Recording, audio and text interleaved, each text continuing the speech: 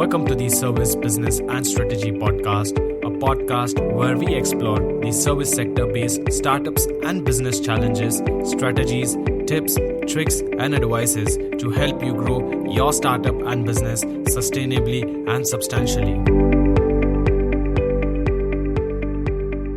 Welcome to the second part on how to start a startup, identifying your potential customers episode. I am Rohan Arode, a business strategy consultant, a keynote speaker, an entrepreneur, and your host. In the last episode, we explored how can you have a startup idea and then how can you work around it to exactly know whether to work on that idea or not. Those who have not heard the part 1 of this episode, I would recommend you to listen to that part of episode as well to have a clear picture of the concept. In this episode, we are going to discover the techniques on how to identify your potential customers. Once you have got a good amount of confidence around your startup idea or business idea, the next important question that immediately needs your attention is to understand whom are you going to sell it to? Or who are your target customers? Which class of customers are going to be benefited by your products and services? A lot of business planning changes after you actually identify your target audience as you now try and understand your customers better. Remember, your venture's success has to do a lot with who are your customers and how well have you understood them. If you don't know who your target audience really is, then you are always going to face challenges of your customers' needs being met. You will face challenges of the continuous redevelopment of your product or services, which is an expensive affair. You will also hear your customers complaining a lot about their expectations that were not met. And this is happening a lot in the marketplace today. It's better to be the master of one class of customer rather than a victim of many class of customers. Especially in the service sector, the more you work on identifying your potential customers, the better success rate you are going to have. Let us go and understand the key points one at a time on identifying your potential customers. Every entrepreneur is passionate about what they do, and it has a lot to do with your potential customers. It would not be wrong if I say that the level of passion you have for your product or service will help you identify your customers easily. Why am I quoting this is because every passionate entrepreneur is passionate about delivering a valuable product to their customers and they focus more on the value part of the product or service they are in. And a successful venture is the one which focuses more on delivering value to their customers versus just selling to their potential customers. Making sure that are their customers' needs being satisfied or fulfilled is an important parameter for them to mark their success rate and a number one priority as well. So to do this well, it's important to ask this question that who are the potential customers who share your passion or who could benefit from your passion? The automotive industry is the best example to understand the target audience. Check out any supercar brand. Their goal is to excite the youngsters who are aggressive in nature and believe in speed. These brands love getting the attention of people around them. You shall find more of these supercar posters in the rooms of the youngsters than the people above age, let's say 45.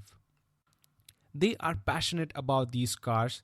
They will know all technical knowledge about the car since they are passionate about it. In fact, many go and get the test drive of the car just to exactly know and understand how they would feel once they actually own it. And once these youngsters are capable to buy these cars, they get it. The other car brand which is more like sophisticated and understated in design and performance, they tend to target the executives in the age of 45 and above. This makes a lot of difference for them to work on their marketing creatives, advertisements, sales pitch, sales channel, sales approach, etc. The point here is who shares a similar passion for the outcome of your product and services. Every human being has a tendency to buy a thing which they want to experience and have great emotion and feeling for it. Your product or service is just a medium through which they can get all that. Going back to the example of supercars, they are just the medium to get the rush of the emotions when they tap the accelerator of that car. Imagine a car with all the supercar look but performance of a regular car. It sounds so not okay. It kills the passion right away. Definitely now the target audience changes to those who don't care about the performance but care only for the look of the car. But the number is going to drop massively. So it is very important to take into consideration these keywords, which include feeling, emotions, experiences your product and service provide to your customers. You can also take the example of ebook readers. Ebook readers have been in market for quite a long time now. It has been growing slowly and steadily as the acceptance of the switching time from a physical book to a digital book is slow. The benefit of ebook readers is that you can carry hundreds of books in the size of your just one book. But I too agree it is still not giving a feel of what a book gives. But there is a development happening where they are trying to give the feel and experience of a physical book. Let's take a classic example of Kindle Paperwhite. For your product or service, first know what all feelings and emotions and experiences it creates after using it. These will further help you know your target audience better. Once you have a good list of these keywords, move to the next question, which implies to who are these customers? Who is looking for these keywords out in the market? Once you identify them and you reach out to them, they would buy it right away. The way you can answer this question is looking out for similar product or service of yours, basically your competitors, and then finding out who are the people who are buying it. Now, this doesn't mean that your competitor's target audience has to be your target audience as well. It will change with this next question, that is, with the existing solutions available in the market from your competitors, what all feelings, emotions, and experiences are not getting fulfilled or met, which your product or services are doing. The very next question to encounter is, what is the age group of these? It is a very tricky question to answer. For example, if the age of your target audience is between 5 years to 15 years of age, basically children, you will definitely target them at the places where they usually go. Maybe kids park, play zones in the malls, outside schools, etc. But also consider here who is the one who actually buys it for them. In very rare case, they may buy for themselves. For the majority of them, their parents buy it for them. Now, since the buyers are their parents and the users are the children, you need to target your product or service to both in such a way their needs are being met. This might not be an easy task to do, but it will definitely help you to promote your product and services in an effective way. Once you have the age group identified, the next step is to identify the place where the potential target customers are found. If your target customers are usually found in cafes or lounges or bookstores, you then target them in those places. It is also very important to know exactly what are their likings. Let's say you are a dealer of music instruments, the best place to target are the live music cafes and lounges. Anyone who likes to play music or is pursuing music as their career, then they are going to visit such cafes and lounges very oftenly. To give another example, if you have an app which provides access to educational content for children who are in playgroups or play schools, you can target your customers through books and toys stores education section where all the educational books and toys are displayed. The next question for identifying your potential customer is which country, city, town are they residing in? Now, this will make a difference on how the product or service is used in that particular demographic region based on its infrastructure, standard of living, lifestyle, buying capacity, culture, and values. If you have a service which needs a better road connectivity and electricity connectivity, then it can be used only in cities which has better roads and electricity connectivity.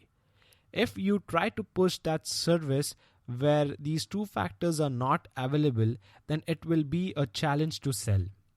So understand the region well enough to position and deliver your product and services, as it will help you to sell with high conversion rates. I always recommend my clients to visit and stay where your buyers are, because it helps you to understand their buying process.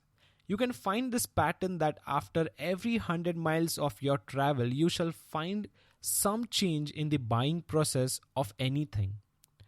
In cities, you may not invest time on researching and understanding the usage of a product which you would invest in small town.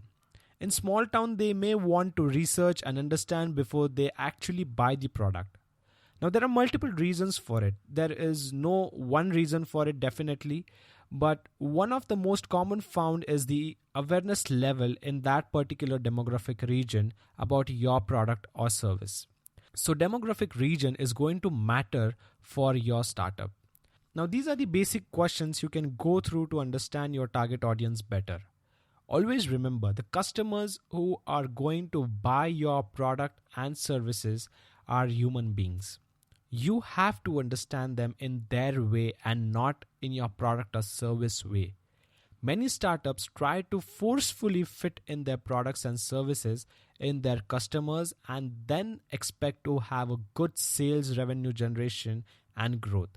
But that doesn't work. How can you fit into problem or challenge of your customer as a perfect fit without they putting much effort to fit in with the solution you have got for them? And always remember, your customer is king and queen. Treat them the way they want. So on that note, I would like to end this episode of How to Start a Startup Part 2, which was how to identify your target customers. In the next episode, we are going to take it forward with marketing plan for your startup. So stay tuned with me on iTunes, SoundCloud, Castbox, Stitcher, and Spotify. And don't forget to subscribe to receive updates on the new episode. Thank you for listening. This is your host, Rohan. Happy hustling.